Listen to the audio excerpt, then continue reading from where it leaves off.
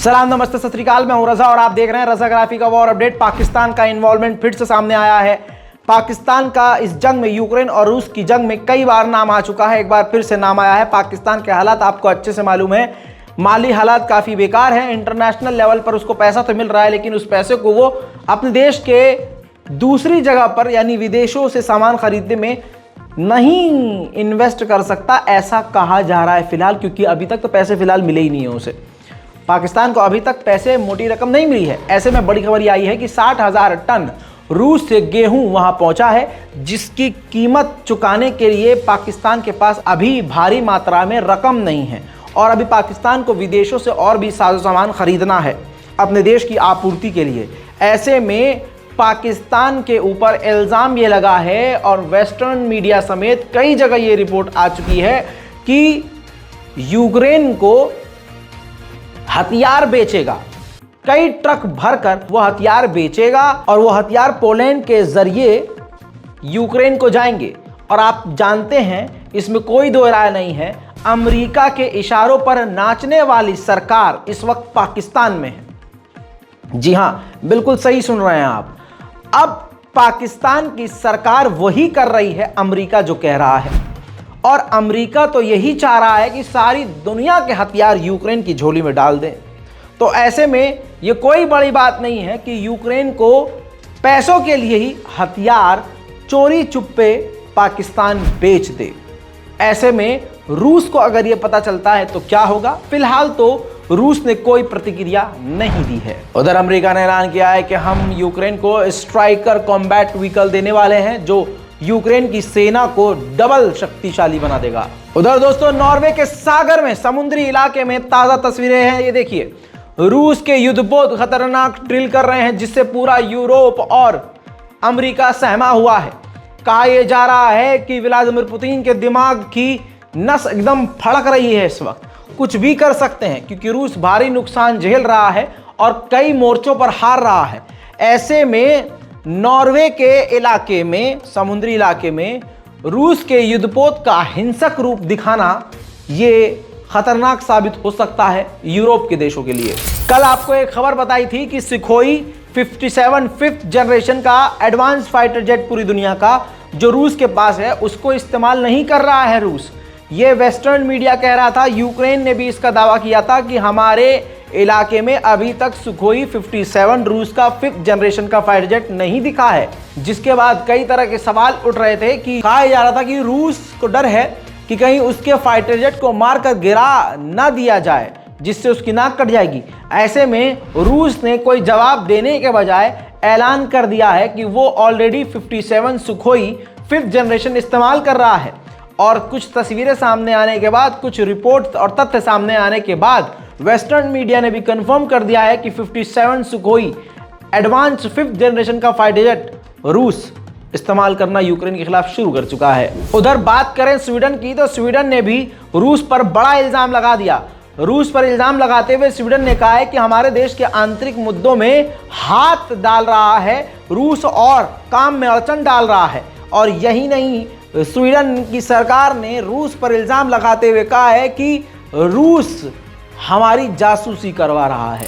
उधर रूस के सिक्योरिटी चीफ ने कंफर्म कर दिया है कि यूक्रेन में वो सिर्फ यूक्रेन से नहीं लड़ रहे हैं, असल में वो नेटो, अमेरिका और यूके से लड़ रहे हैं। जो दुनिया की सबसे बड़ी बड़ी ताकतें हैं, हम उनसे लड़ रहे हैं। ये रूस के डिफेंस मिनिस्टर ने क्लियर कट बात कह दी है। उधर साउथ अफ्रीका के डिफेंस मिनिस्टर ने बड़ा खुलासा किया है। साउथ अफ्रीका के डिफेंस मिनिस्टर ने जनता को सामने आकर कह दिया है और पूरी दुनिया को संबोधित करते हुए क्लियर कट कह दिया है कि अमेरिका प्रेशर बना रहा है कि हम किसी भी तरह से रूस से दूरी बना लें और रूस पर पाबंदी लगाएं। अब आप समझ लीजिए कि जब साउथ अफ्रीका पर प्रेशर बना रहा है, तो ऐसे कितने सारे देश होंगे जिस पर प्रेशर बनाया गया होगा और जो अमेरिका की बात मानने के लिए मजबूर हो गए होंगे। लेकिन बात करें अपने भारत की, तो भारत की दोस्ती की जब रूस से बात आती है, तो अमेरिका भारत को चेतावनी नहीं दे रहा है, न डरा रहा है, न धमका रहा है, बल्कि कह रहा है नहीं नहीं, ये तो रूस और भारत तो बहुत पुराने दोस्त हैं। तो खैर, इसको कहते हैं भारत का भौकाल। उधर यूक्रेन के इलाके साइबेरियोदोनेस्क के इलाके पर रूस ने बड़ा हमला करके पूरे ही इलाके को तबाह कर दिया है।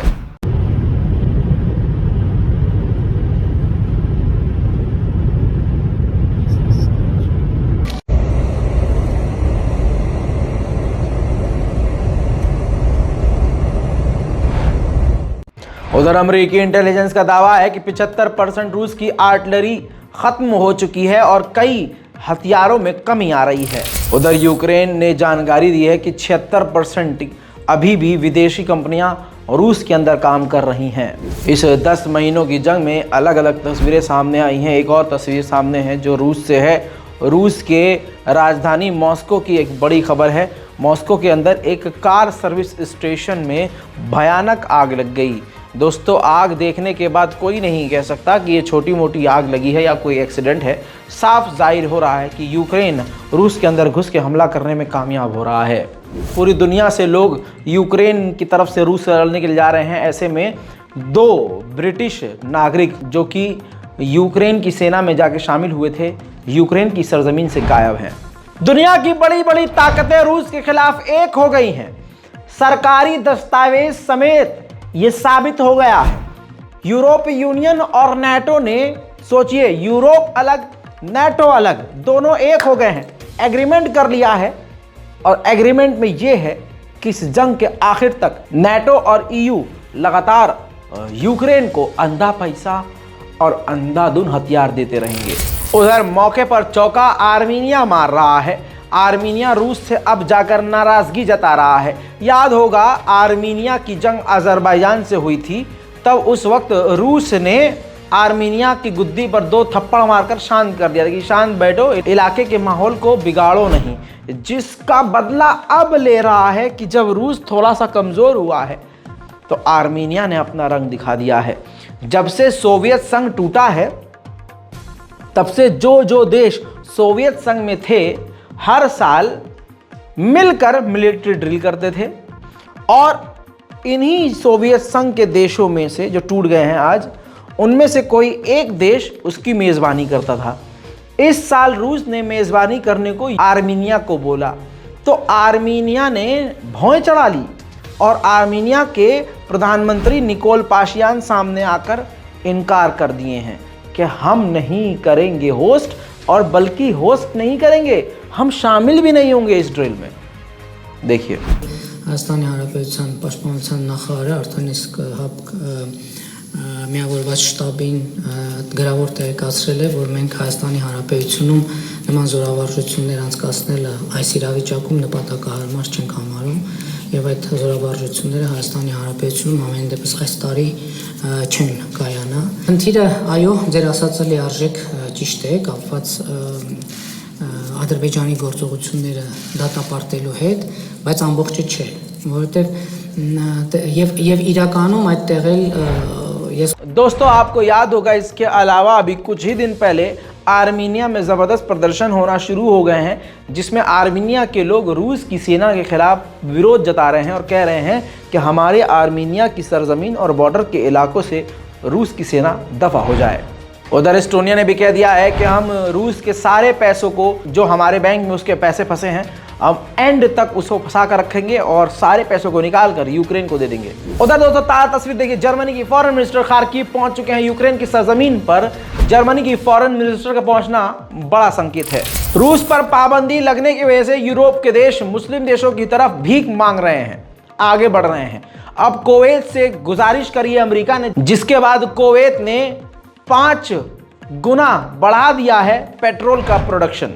इसके अलावा 21 देश रूस के खिलाफ यूक्रेन के अंदर वॉर क्राइम की इन्वेस्टिगेशन कर रही है, जिनमें 14 यूरोपीय यूनियन के देश हैं, बाकी अमेरिका, कनाडा और ब्रिटेन है। उधर रूस के डिफेंस मिनिस्टर ने क्लियर ऐलान कर दिया है कि हम न्यूक्लियर बनाते रहेंगे और न्यूक्लियर हथियारों को अपग्रेड करते रहेंगे। अगली वीडियो में देखिए, रूस ने दाग दी है इस्कैंडर मिसाइल, यूक्रेन के कई ठिकानों को तबाह कर दिया।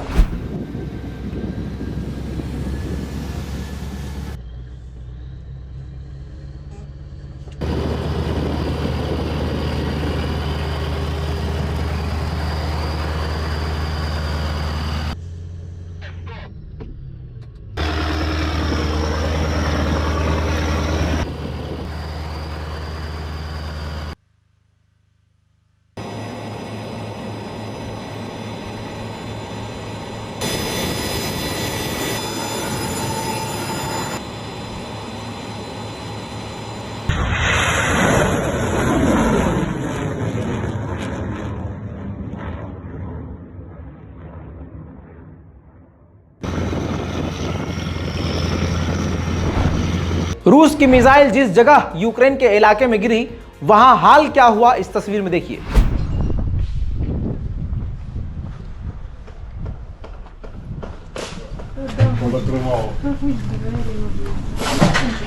Что там делать? Земля була аж до балкона, отакий слой. Хорошо, що я наклонилася, не стояла напроти вікна. Наклонилась, мила плінтуси отак, і воно як рване в цей момент. Дитина спала отут на кроваті, хорошо, що головою за бильцем спала. Вибігла, кричу, сразу за двох стін же ж ховаюся, як обично, біжу такого ж, бо знаю, що ж осколки летять поверху. При такому котловані ми остались живі, здорові, це дякувати Богу, що воно не попало нам прямо в дом. Нам немає, якщо чесно, де сьогодні не ночувати, не прикрити, нема чим. Це весь половик. दोस्तों ये तस्वीर देख ली तो आगे सुन लीजिए। इसके अलावा रूस ने MLRS भी यूक्रेन के अलग अलग ठिकानों पर दागी हैं।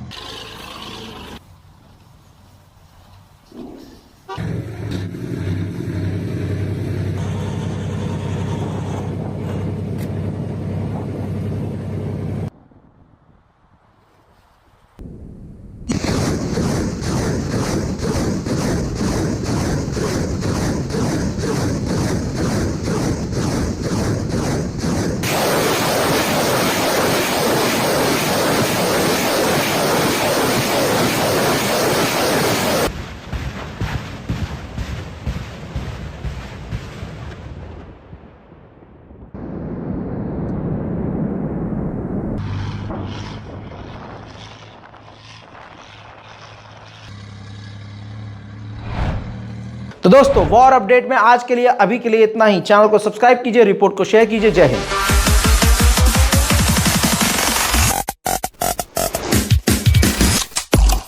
तेरा बाप आया।